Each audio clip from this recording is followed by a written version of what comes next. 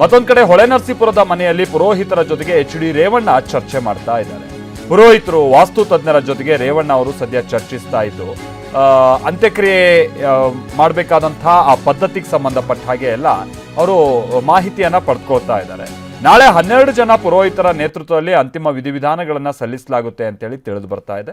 ಹಾಸನದ ಹೊಳೆನರಸೀಪುರದಲ್ಲಿರುವಂಥ ರೇವಣ್ಣ ಅವರ ನಿವಾಸದಲ್ಲಿ ಇವತ್ತು ದೊಡ್ಡ ಪುರೋಹಿತ ವರ್ಗವೇ ಕಂಡು ಬರ್ತಾ ಇದೆ.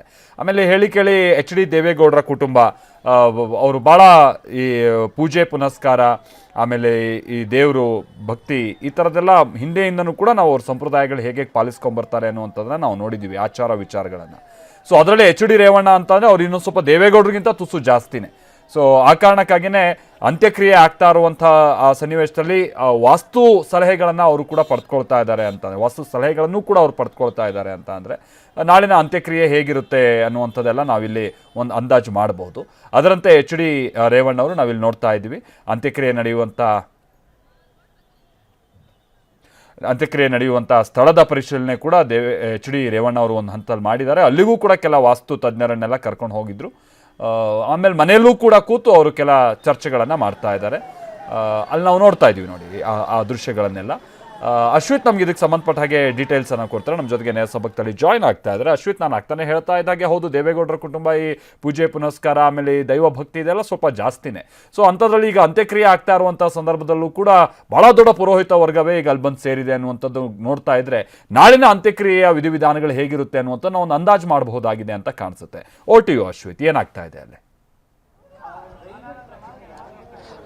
ಖಂಡಿತವಾಗ್ಲೂ ಮಲ್ತೇಶ್, ಏನು ದೇವೇಗೌಡರ ಇಡೀ ಕುಟುಂಬ ಏನಿದೆ ಅದು ದೇವಿ ಭಕ್ತರ ಕುಟುಂಬ ಅಂತಾನೆ ಖ್ಯಾತಿಯನ್ನ ಪಡೆದಿರುವಂಥದ್ದು. ಪ್ರತಿಯೊಂದಕ್ಕೂ ಕೂಡ ಅವರು ಮುಹೂರ್ತ ಮತ್ತೆ ಗಳಿಗೆ ಕಾಲವನ್ನು ಕೂಡ ನೋಡ್ತಾರೆ. ಏನೇ ಮಾಡಿದ್ರು ಕೂಡ ಎಲ್ಲವನ್ನೂ ಕೂಡ ಪುರೋಹಿತರು ಮತ್ತೆ ಅರ್ಚಕರ ಸಲಹೆಯನ್ನ ಪಡೆದೇ ಒಂದು ಮಾಡುವಂಥದ್ದು. ಅದೇ ರೀತಿ ದೇವೇಗೌಡರು ಪತ್ನಿಯಾಗಿರುವಂತಹ ಚೆನ್ನಮ್ಮ ಅವರು ನಿಧನ ಆಗಿದ್ದಾರೆ. ಇಡೀ ಮನೆಯ ಹಿರಿಯ ಜೀವ. ಅವರಿಗೆ ಯಾವ ರೀತಿಯ ಅದೇ ಕ್ರಿಯೆಗಳನ್ನ ಮಾಡಬೇಕು, ಜೊತೆಗೆ ಅವರ ಅಂತ್ಯಕ್ರಿಯೆಯ ಸ್ಥಳ ಯಾವ ರೀತಿ ಇರಬೇಕು ಅದನ್ನೆಲ್ಲ ಕೂಡ ಗುರುತಿಸಲಿಕ್ಕೆ ಈಗ ಬೆಂಗಳೂರಿನಿಂದ ಹರಿಪ್ರಸಾದ್ ಅವರ ನೇತೃತ್ವದ ಒಂದು ವಾಸ್ತು ತಜ್ಞರ ತಂಡ ಕೂಡ ಬಂದಿದೆ. ಅವ್ರ ಜೊತೆ ಪುರೋಹಿತರ ತಂಡ ಕೂಡ ಬಂದಿರುವಂತದ್ದು.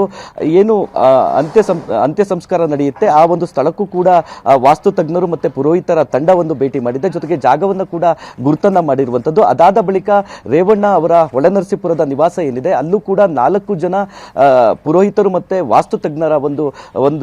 ವಾಸ್ತು ತಜ್ಞರ ಜೊತೆ ಒಂದು ರೇವಣ್ಣ ಮತ್ತೆ ಭವಾನಿ ಅವರು ಒಂದು ಚರ್ಚೆಯನ್ನ ಮಾಡಿರುವಂತದ್ದು. ನಾಳೆಯ ವಿಧಿವಿಧಾನಗಳು ಮತ್ತೆ ಅಂತ್ಯಕ್ರಿಯೆಗೆ ಸಂಬಂಧಪಟ್ಟಂತಹ ಕೆಲವೊಂದು ಸೂಚನೆಗಳನ್ನು ಕೂಡ ಪಡೆದಿದ್ದಾರೆ. ನಾಳೆ ಬೆಂಗಳೂರಿನಿಂದ 12 ಜನರ ಪುರೋಹಿತರು ಮತ್ತೆ ವಾಸ್ತು ತಜ್ಞರ ತಂಡ ಹಾಸನಕ್ಕೆ ಬರುತ್ತೆ. ಇಲ್ಲಿ ಅವರು ನೀಡುವಂತಹ ಸೂಚನೆಯ ಮೇರೆಗೆ ಈ ಒಂದು ಕ್ರಿಯೆ ನಡೆಯುತ್ತೆ ಅಂತ ಕೂಡ ಹೇಳಲಾಗ್ತಾ ಇರುವಂತದ್ದು. Maltesh, okay, thank you Ashwith.